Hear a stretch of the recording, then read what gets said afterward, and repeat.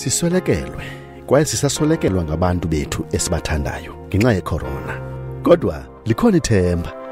Iingcali zempilo zide zeza nalo ichiza elikhuselekileyo eliza kuncedisa ekunqandeni ukosuleleka, ukugula nokusweleka kwabantu abaninzi ngenxa yale ntsholongwane. Urhulumente wase-Eastern Cape uza kugonya abantu abangaphezulu kwezigidi ezintathu abaneminyaka eli-18 ubudala nangaphezulu. Abasebenzi bethu bezempilo, abantu abadala, abantu ababuthathaka nabo banomgcineni bezigulo aza kugonywa kuqala. Zigcine ukhuselekile.